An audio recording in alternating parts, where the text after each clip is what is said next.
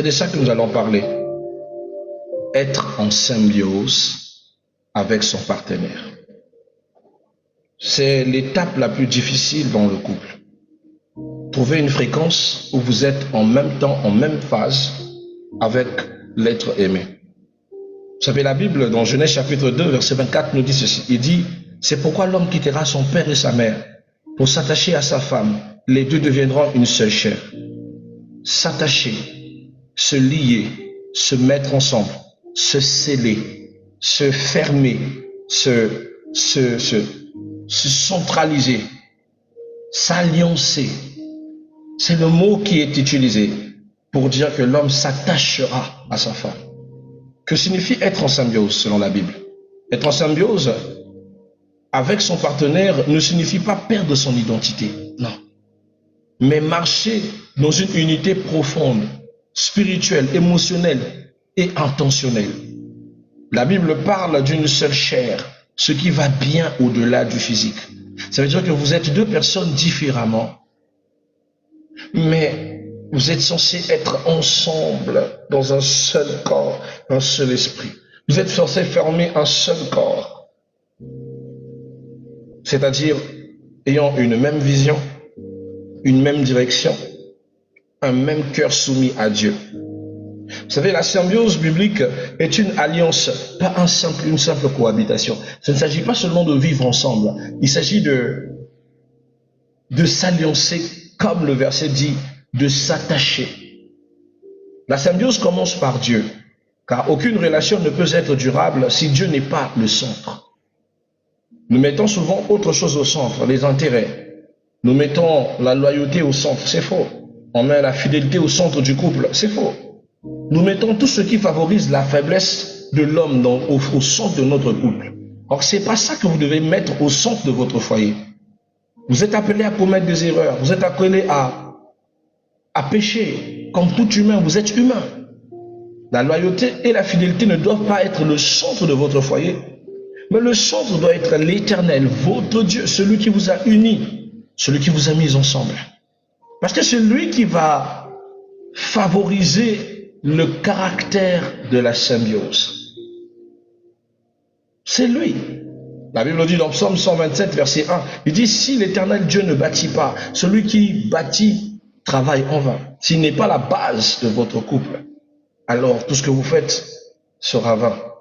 Quand deux partenaires sont chacun connectés à Dieu, ils appartiennent à Dieu et ils apprennent à se comprendre. Dieu vous facilite la possibilité de vous comprendre. Parce qu'en réalité, ce qui tue le couple, ce qui fait souffrir les foyers, c'est qu'on a du mal à comprendre notre partenaire. On a du mal à comprendre le choix de notre partenaire. Pourquoi il se comporte comme ça? Pourquoi elle se comporte comme ça? Pourquoi elle fait ces choses? Même quand moi je n'aime pas ça. Et pourquoi il fait ça? C'est ces problèmes de compréhension qui génèrent les chamailleries, les bruits, les tensions, les problèmes, les quiproquos, toutes ces choses qui nous séparent de notre partenaire. Or, quand Dieu est la base, Dieu vous donne la capacité de comprendre votre partenaire. Quand Dieu est la base, vous apprenez à vous pardonner. Une des dimensions puissantes du mariage, lorsque vous n'arrivez pas à vous pardonner, c'est que vous n'avez pas du tout posé les bonnes bases dans votre relation. Et le pardon n'a pas de limite. Il n'y a pas de péché impardonnable dans le mariage. Le mariage, c'est le champ même de l'exercice de Dieu, où tout est pardonnable. Retirez de votre esprit qu'il n'y a rien, il y a l'impardonnable dans le mariage. Dans le mariage, vous êtes deux individus ayant chacun son propre caractère. Chacun sa propre identité. Et dans le mariage, vous êtes dans le domaine de Dieu, dans l'exercice de sa miséricorde. De la même manière que Dieu est amour et pardonne tous nos péchés.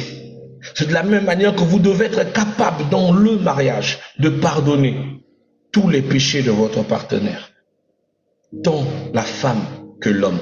Je précise parce que beaucoup pensent que ce n'est que la femme qui doit pardonner et l'homme ne doit jamais pardonner. C'est faux. C'est tous les deux, commutativement. Quand Dieu est le centre de votre relation, Vous grandissez ensemble, même dans les tempêtes. Vous grandissez. J'aime dire ça à mon épouse. On est déjà vieux, hein? On a déjà passé trop d'épreuves. J'aime lui rappeler qu'on a affronté les tempêtes ensemble. La symbiose, bien aimée, prend un sens lorsque Dieu est la base. Alléluia. Et vous devez comprendre que la symbiose entre partenaires dépend toujours de la connexion verticale, c'est-à-dire de la connexion qu'il y a entre Dieu. Votre symbiose horizontale, vous et madame, au rang du sens que lorsque votre connexion avec le ciel est stable. Une autre chose que je voudrais partager, la communication. La communication est l'une des choses aussi grandes et merveilleuses qui favorise aussi la symbiose. Vous ne serez pas symbiotique avec votre partenaire si vous ne parlez pas souvent, si vous ne vous accordez pas le temps de communiquer. Bien aimé, s'il vous plaît, je ne vous parle pas de madame parle, tu la coupes, monsieur parle, tu le coupes. Ça, c'est pas la conversation. Une conversation, c'est de laisser chacun développer ses idées et ses pensées, et ensuite vous aussi développer vos idées et pensées. Parce qu'on se connaît, hein? On sait que vous êtes insupportable et vous ne supportez pas que l'on dise du mal de vous, que l'on dise des vérités qui vous blessent, alors vous aurez toujours la force de couper la parole à votre partenaire, de couper la parole à votre femme pour qu'elle ne puisse pas vous dire ce qu'elle ressent. En réalité, vous l'étouffez et vous ne communiquez pas parce que ce n'est pas de la communication. De la communication, vous devez laisser l'autre exprimer ce qu'elle ressent. Bien que ça vous fera mal sur le champ, mais ça vous permettra de prendre conscience du mal qui se trouve dans le cœur de l'autre. Parce que moins vous communiquez, plus l'autre garde une part d'ombre dans son cœur. Une ombre qui fera que de jour en jour, elle n'a pas la force de porter cette relation entre vos mains, entre ses mains. La considération de cette relation sera si vous apprenez à comprendre aussi la profondeur de la blessure de votre partenaire, de comprendre aussi la dimension de son besoin, c'est-à-dire ce qu'elle attend de vous ou ce qu'il attend de vous. Voilà pourquoi la communication ne doit pas être centrée dans le sens que l'homme parle à la femme, mais l'homme et la femme doivent convenir dans un dialogue sain, sans injure, sans insinuation, sans accusation, mais surtout tout autour des interpellations qui sont en train de blesser leur harmonie. C'est très important. Car la symbiose se nourrit de paroles justes et d'un cœur humble. Jacques chapitre 1, 19 dit que chacun soit prompt à écouter, lent à parler et lent à se mettre à colère. C'est la Bible, hein? Il dit que chacun soit comment? Prompt à écouter, lent à parler et lent à se mettre en colère. Mais non, dès que votre partenaire ouvre la bouche pour parler, vous êtes fâché. Il suffit qu'il dise quelque chose, vous êtes fâché. Il suffit qu'elle parle un tout petit peu, vous êtes fâché. Mais à quel moment vous allez comprendre ce qu'elle a à vous dire? Il suffit qu'il dise quelque chose. Ah, tu m'as dit ceci, c'est moi, c'est à moi que tu dis ça, c'est à moi. Tu commences à pleurer, mais s'il te plaît, à quel moment tu vas comprendre ce qu'il a à te dire? Vous allez sortir de cette conversation, en fait, sans compréhension, tête ni queue. Et même quand vous allez essayer de remettre la paix, vous garderez les blessures de vos conversations. Il m'avait mal parlé, il m'a blessé, ces mots me blessent toujours, patati patata, parce que vous n'avez pas le temps de communiquer comme il se doit, de parler comme il se doit. Et cela, c'est dû au fait que vous ne parlez que lorsqu'il y a des problèmes. Vous n'avez pas de communication hors problème. Vous ne parlez pas pour des présages, pour l'avenir, pour vous-même. Vous ne conversez pas en matière d'amour.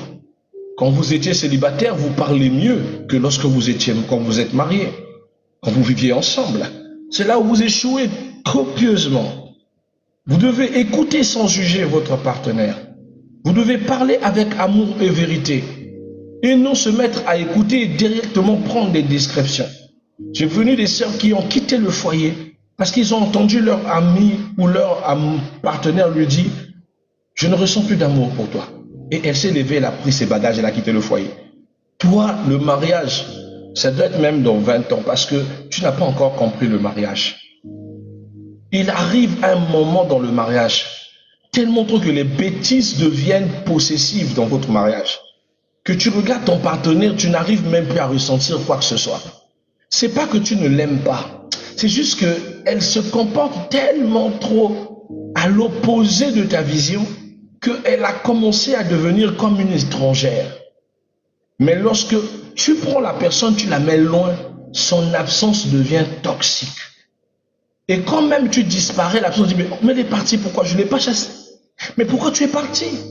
Mais pourquoi tu as pris tes devants? Mais moi, mais qu'est-ce qui ne s'arrange pas? Qu'est-ce qu'on ne pouvait pas arranger? Mais tu ne pouvais pas rester. Tu ne pouvais pas te battre pour moi. Tu ne pouvais pas qu'on se batte pour qu'on reste.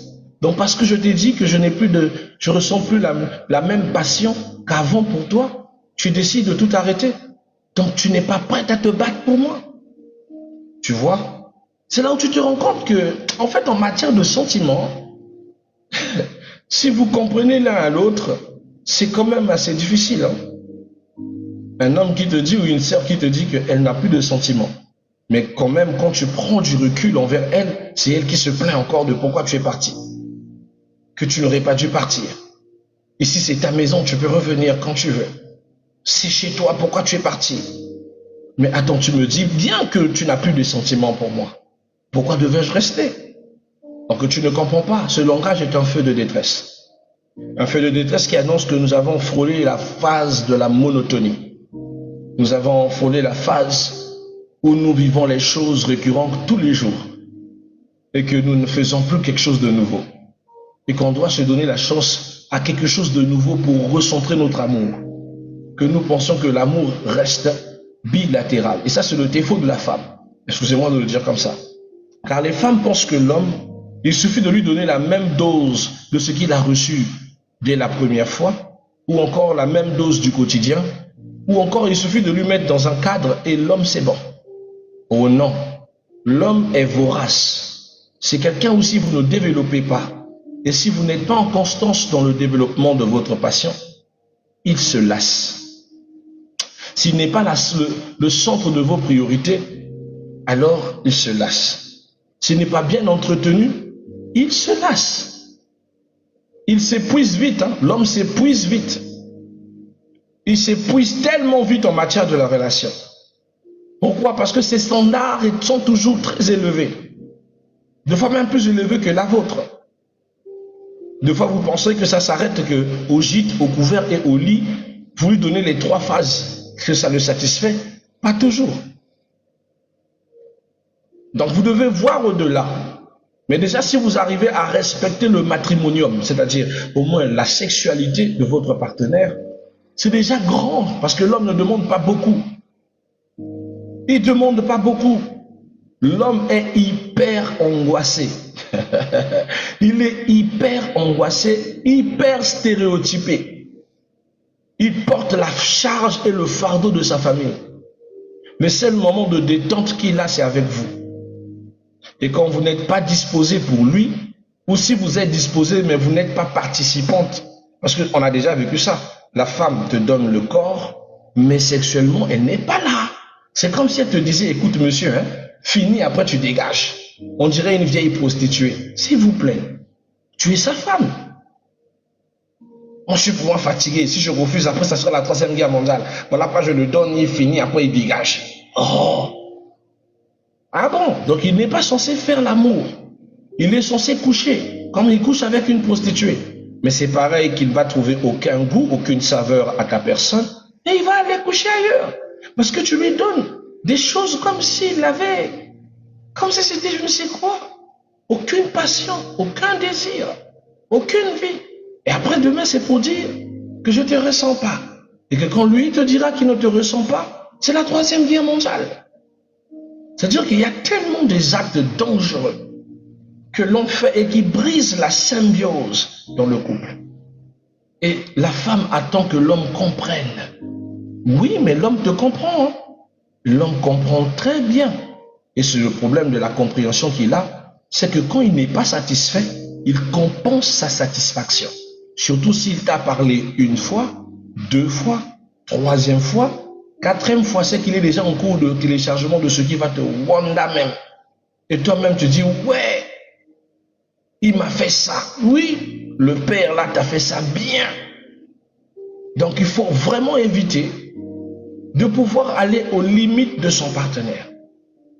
Pareillement pour toi, mon frère, tu dois être compréhensif aussi quand il s'agit de ta partenaire. C'est pas un robot, c'est pas un mécano chez Speedy. Elle a droit au repos. Quand elle te parle, essaie de comprendre, te dit vraiment j'ai passé une dure journée. Demande-la qu'est-ce que tu as vécu. Partage avec moi ta journée. Essaie de détendre ton partenaire sans pourtant penser toujours avoir le dessus sur elle. Des fois, le dialogue fera même la magie de la mettre en forme. Mais apprends aussi à comprendre quand elle n'est pas disposée. Comprends. Parce que c'est ce qui nous manque dans le couple, c'est la compréhension. Vous devez apprendre à écouter sans juger, je disais. Vous devez parler avec amour et vérité, se corriger sans s'humilier. Vous n'avez pas besoin d'humilier votre femme pour avoir raison. Vous n'êtes pas obligé d'humilier votre mari pour avoir raison. Vous n'avez pas besoin de crier pour que tout le monde sache que vous vous chamaillez. J'avais horreur de ça avec mes parents. Sincèrement, c'est des choses qui m'ont stigmatisé en grandissant. Donc j'ai horreur de la femme qui crie. Ah, j'ai horreur de ça. Mon épouse me dit, je peux t'abandonner là dans ton délire. Hein. Je sors, je te laisse crier. Ou encore tu parles, je prends mon téléphone, je ne sais pas, je fais quoi parce que je te sens dégueulasse. On parle en adulte et toi tu cries. Tu cries pour aller où au ciel? Calmez vos tempéraments. Au cas contraire, si vous n'êtes pas dans l'état de dialoguer, prenez le calme, allez soupirer. Attendez 2 heures du matin, quand vous serez assez calme, parlez avec votre partenaire. On ne converse pas avec son partenaire chargé dans son cœur. C'est-à-dire que tu es chargé activement de colère ou chargé émotivement et tu vas parler avec ton partenaire. Tu ne vas pas l'écouter. Tout ce que tu voudras, c'est de te déverser. Tu es dans l'état de te déverser. Tu n'es pas dans l'état de dialoguer.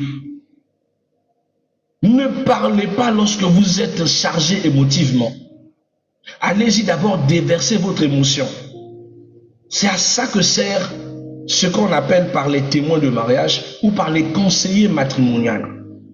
Ils sont là pour que vous vous déversez et qu'on vous donne le conseil de comment est-ce que vous devez aller maintenant partager ou dialoguer avec votre partenaire. Maintenant, vous pensez qu'en même temps, comme vous êtes un couple, vous êtes en même temps votre propre conseiller matrimonial, vous allez vous déverser, vous allez vous vomir des vérités qui vont détruire votre foi, votre tranquillité. Parce que les vérités, là, bien aimés, ne vont pas découler. Hein. Tout mot que vous dites, tous les mots que vous dites dans la colère, votre partenaire le garde. Tout ce que vous dites dans la colère, votre partenaire le garde. Ça ne sort jamais, ça reste dans la tête. Et à n'importe quel moment, elle ou il vous le rappellera. Il te dira, tu avais dit ça. Il te dira, tu m'avais accusé de ça. Tu m'as traité de prostituée. Tu m'as traité de voleur. Un couple en symbiose se parle pour construire, jamais pour se détruire. Un couple qui est en symbiose se parle pour construire et non pour se détruire. Alors, j'aimerais parler aussi, toujours dans la symbiotisme, mais dans l'option de la complémentarité. Pas de compétition. Vous devez savoir que pour votre symbiose, bien aimé, vous devez être dans la complémentarité et non dans une compétition. Car beaucoup de couples ont sombré dans des compétitions de qui a tort et qui a raison, qui fait bien et qui ne fait pas bien, qui paye quoi et qui ne paye pas quoi, qu'ils ont fini par oublier les vraies raisons de pourquoi ils se sont mis ensemble. Dieu n'a pas créé 2 concurrents. C'est des choses que vous devez savoir. Mais Dieu a créé 2 aides réciproques. La Bible dit dans Genèse 2,18, il dit, il n'est pas bon que l'homme soit seul. Je lui ferai une aide semblable à lui. Pourquoi on dit semblable à lui? Parce que l'homme est aussi une aide pour la femme, comme la femme est aussi une aide pour son homme. Mais attention, la femme est l'aide semblable de l'homme. Donc vous n'êtes pas en compétition. Vous êtes dans un chantier d'amour. Chacun a sa grâce, son rôle et sa responsabilité. Donc vous ne pouvez pas vous mettre dans une compétition. La symbiose naît quand chacun accepte que l'autre complète ce qui lui manque. Quand vous acceptez que Ce que l'autre fait me complète. Ce que l'autre fait est ce qui s'accorde à moi. Ma femme fait beaucoup. C'est pas moi qui lave mes habits, c'est elle qui lave. Merci. Elle a tellement de choses à faire. Mais elle doit laver mes habits, elle lave les habits des enfants. Elle doit aller au marché, elle doit faire plein de choses. C'est-à-dire que c'est quelque chose que tu comprends que c'était par toi-même, ça serait pas une évidence. Tu comprends quelque part que l'autre fait un travail que peut-être que tu ne peux pas toujours t'arranger à faire ou à faire mieux. Ce qu'elle fait est tellement incroyable et que ça mérite ta considération et savoir qu'elle te complète. Le peu qu'elle ajoute dans le foyer, le travail qu'elle fait. Apprenez à apprécier ce que votre partenaire fait. Si vous n'appréciez pas, alors vous allez la briser moralement, mentalement même. Elle aura l'impression qu'elle est toujours inutile, que tout ce qu'elle fait n'est pas bien, tout ce qu'elle donne, c'est pas ça, tout ce qu'elle procure ne vous satisfait jamais. Or que tandis que elle fait un travail incroyable, mais c'est toi qui n'arrives pas à apprécier le travail merveilleux que fait ton partenaire. J'étais en conversation avec une sœur ce midi et j'avais la garde de mon petit bébé. Madame est allée au marché, donc je devais rester avec le bébé. Bon sang, elle a fait 30 minutes au marché, voire même 40 minutes au marché. 40 minutes à rester border Elijah, prendre soin de mon petit Winner. En même temps, bon sang, j'ai failli suffoquer. Je me suis dit, mais cette femme-là, elle fait comment? Elijah avait faim, Winner qui faisait sa pagaille, donc je ne sais pas comment est-ce que...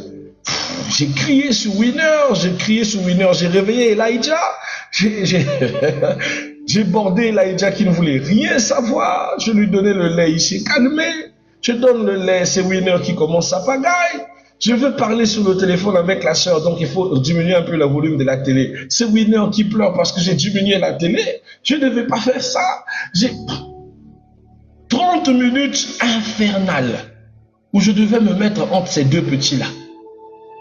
Et là, leur grand frère n'était pas là. Je n'avais que ces deux à gérer. Je me suis dit, mais comment elle fait? Bon sang. Quand elle est rentrée et qu'elle a ouvert la porte, il n'y a pas que Winner qui était content, parce que Winner est tellement content parce que c'est que papa crie trop sur moi. Winner était content, il a crié, maman! Mais moi, dans mon cœur, j'ai crié, chérie, enfin tu es là, viens me prendre, s'il te plaît, je vais suffoquer ici. Je peux pas, j'arrive pas. Non, sincèrement, c'est-à-dire si tu veux savoir si ta femme est réellement l'inutile que tu penses, reste toute une journée, même 2 heures du temps avec toutes ces charges qu'elle a. Et tout ce qu'elle doit porter, là tu comprendras que mon frère, ta femme est une aide semblable. Et que tout ce qu'elle fait n'est pas inutile. Gérer un foyer, c'est pas facile. La préparer et tout. Et tu imagines, elle doit cuisiner, elle doit faire tous ces détails, elle doit prendre soin d'Elijah, elle doit prendre soin du petit, pendant que moi je reçois les appels, je gère les âmes. Waouh! Ça dit que tu restes tranquille 2 minutes. Tu te dis, mais non. C'est vrai que je fais un travail de malade en passant tout mon temps à écouter les gens. Mais les 40 minutes à 30 minutes que j'ai vécues ce matin, pour moi, était infernal. Infernal. Elijah ne voulait rien savoir. Winner ne voulait rien savoir. Je vais finir comment avec ces petits-là? Vous voyez? Ne ridiculisez pas et ne trouvez pas ridicule le travail des autres. Si on vous met à la place de votre mari, vous aussi, vous n'arriverez pas. Portez le fardeau du quotidien. Savoir que chaque fin de semaine, chaque fin du mois, il doit payer une école, payer les études des enfants, payer tout ce qu'il faut pour la maison, disposer d'un certain confort. Voilà pourquoi il est toujours hyper tendu, hyper fatigué, hyper stressé. Et quand il ne sait pas comment se défouler, comme nous on a appris à se défouler, alors il va dehors. Il commet des bêtises. Il cherche quelque chose qui va le changer d'idée. Il cherche un endroit où on ne va pas le dire que toi, tu es toujours comme ça, tu ne peux pas faire moins. Quand c'est pour moi, tu ne fais pas. C'est toujours pour les autres que tu fais. Là où on critique constamment ce que tu fais. Au lieu d'apprécier le travail de l'autre, il souffre. Ayez la compréhension, la symbiose commence lorsque vous apprenez à comprendre votre partenaire. Et que vous arrêtez de centraliser ce caractère égoïste, de penser que vous êtes le seul à apporter plus dans votre relation. Et que l'autre ne fait pas suffisamment d'efforts envers vous. Et là, je ne touche même pas quand vous allez rentrer dans les bêtises de la jalousie. Là, nous sommes encore que dans le quotidien. Car la symbiose naît quand chacun accepte que l'autre complète ce qui lui manque. Amen. Vous devez mettre en base dans votre relation Dieu qui génère la symbiose, mais surtout semer un amour sacrificiel et reconnaître que l'autre aussi fait des sacrifices pour que le couple fonctionne. Si vous ne faites pas chacun de vous des sacrifices pour votre couple, alors elle ne va pas avancer.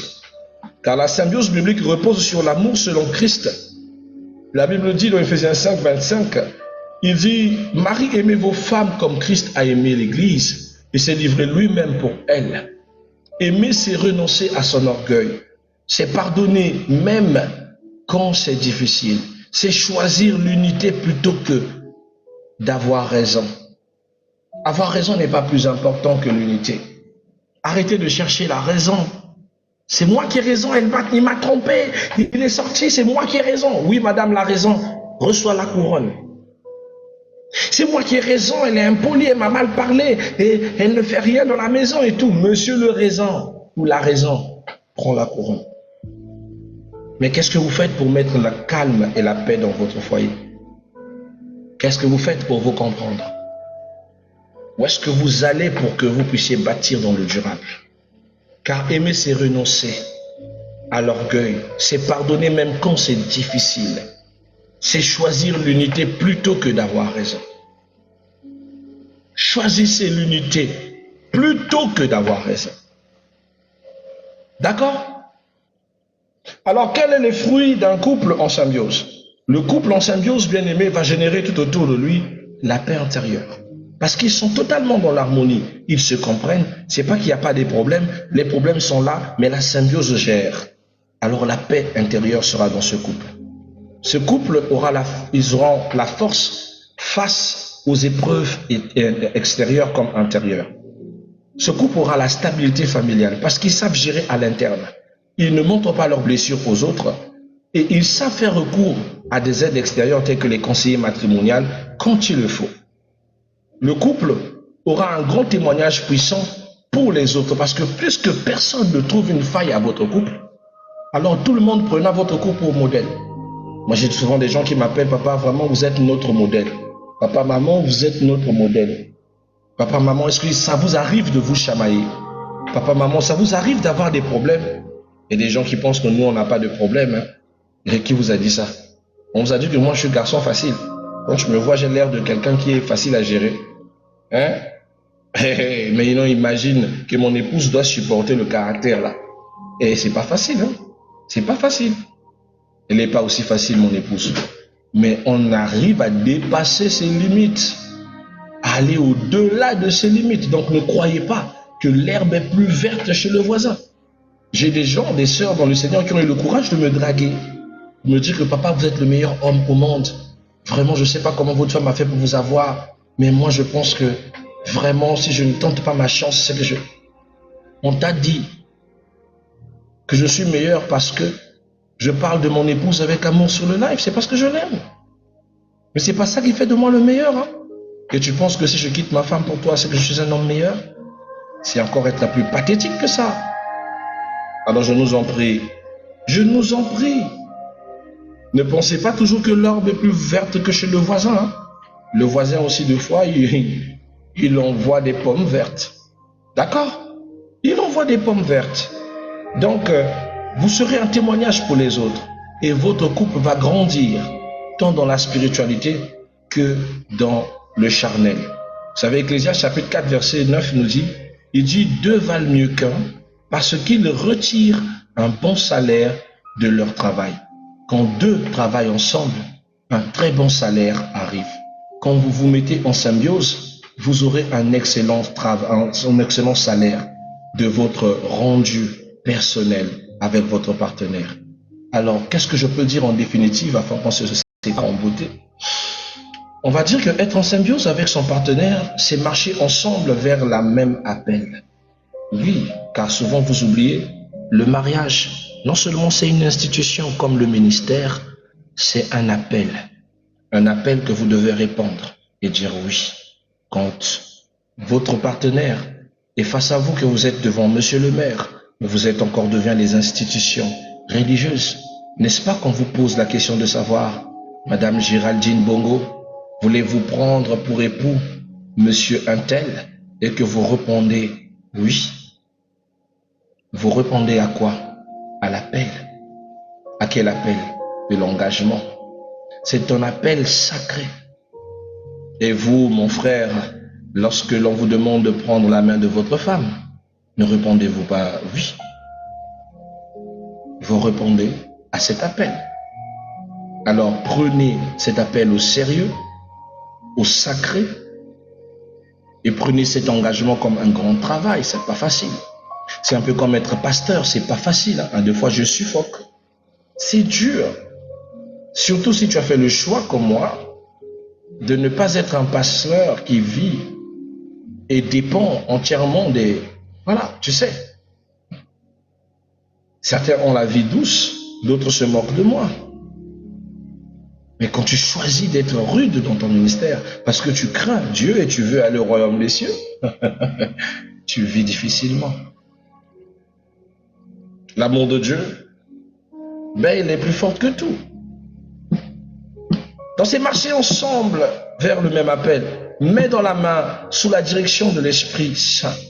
Ce n'est pas l'absence de conflit, mais c'est la capacité de traverser ensemble tous les conflits du monde. Et c'est ça que vous avez besoin. Voilà, on va s'arrêter là. Et je prie au nom de Jésus-Christ que Dieu restaure vos couples ou votre couple, qui guérisse vos blessures intérieures et qui vous aide à vous restaurer. Que Dieu vous aide à vous reconnecter. Ne choisissez pas de briser le mariage. Ne choisissez pas de fermer vos bagages pour partir. C'est pas toujours la bonne chose. Notre précieuse dit dernièrement, j'allais repartir chez mes parents. Tu allais faire quoi chez tes parents? Tu as quoi aller faire chez tes parents? Pourquoi faire? C'est de là où je dis, ma fille, mon tout là, attention, tout n'est pas ton tout. Bon, le foyer maintenant c'est quoi? Tu es femme de quelqu'un, c'est les enfants qui t'ont épousé. Qu'est-ce qui ne s'arrange pas? Qu'est-ce que vous ne pouvez pas mettre en paix? Vous pensez que les foyers des parents étaient faciles? Ceux qui ont fait des 60 ans de mariage là, il n'y avait pas de quiproquo. Qu'est-ce qui ne s'arrange pas? Mais la paix, puis sieste. Qu'est-ce que tu vas nous informer qu'on n'a pas déjà vu dans le foyer? Tromperie, on a vu. Mensonge, on a vu. Escroquerie, on a vu. Tout, on a vu. Mais ce sont des raisons de briser le mariage? Non. Quand on vous dit c'est jusqu'à ce que la mort vous sépare là, vous pensez que c'est quoi? C'est jusqu'à la gare. On va aller Tinati, on n'arrête pas. Tu l'as choisi. Ce jour-là, tes yeux brillaient comme ça là, on dirait billes de boule. Tu l'as vu, tes yeux brillaient comme ça là. C'est lui, c'est mon mari. C'est mon mari, mais oui. Mais non, c'est le diable. On plie le bagage pour dire, tu vas nulle part, tu restes pas. Il n'y a pas de démission. On a construit là ensemble, on reste ensemble, on meurt ensemble. Oh non, j'ai trouvé quelqu'un d'autre dans ma vie. Merci papa, continue de trouver. Mais ce qui est sûr, we are together, you and me. We never stay alone. Jamais.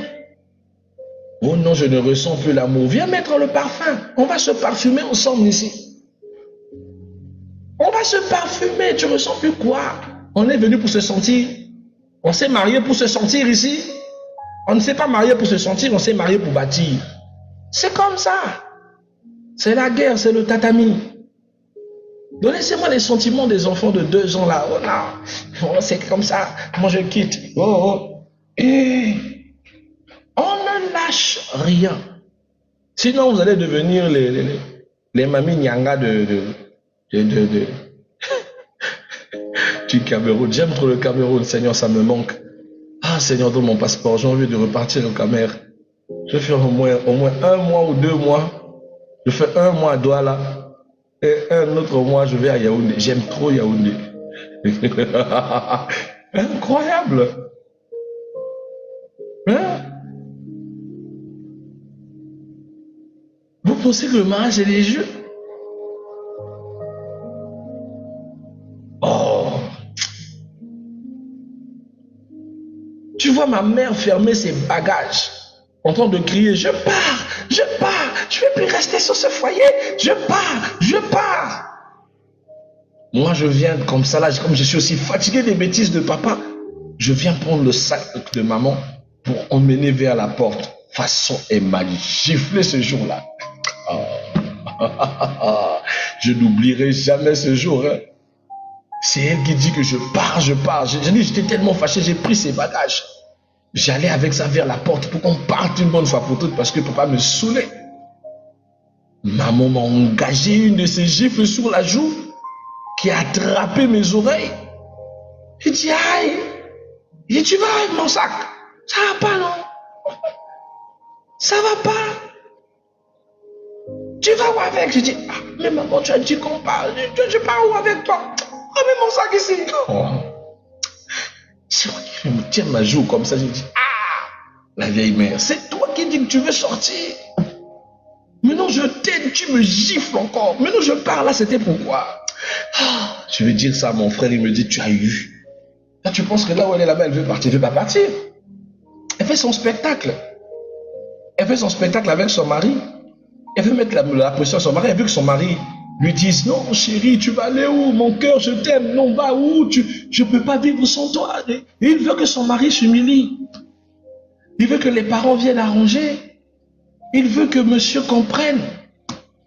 Là, tu penses qu'elle veut quitter son foyer? Elle ne peut pas. Elle ne peut pas. Regarde, tu as vu ça? La gifle que tu as reçue là. Si ça ne t'apprend pas, attends. Depuis ce jour-là, quand même maman crie là-bas, je ne viens plus. J'ai compris que non. Amour de tout, il ne faut pas rentrer dedans. Je pars, mais elle ne veut pas partir. Donc, des fois, je vois souvent ça dans les foyers des gens, ça me fait rire. Ça me fait rire. Mon épouse m'a fait le même coup une fois. Je pars à chaque fois de sourire. Il dit, tu penses que moi, je suis sorti du collège de l'armée du salut, quoi. J'ai été giflé, moi, pour cette affaire de je pars là. Donc, à la fin, tu dis, tu manges quoi? Tu dis, ah, et tu disais que tu allais partir. Donc, je dis, ah, c'est la colère. Ah, comment expliquer ça aux jeunes? Comment vous expliquer que le foyer, c'est compliqué? C'est comme ça. Vous-même, vous allez faire des spectacles à vos maris. Que vous-même, vous n'allez pas vous entendre. Oh, c'est moi qui ai fait ça. C'est moi qui ai fait des spectacles comme ça, mon mari. Oui, tu as fait ça. Ça va te dépasser.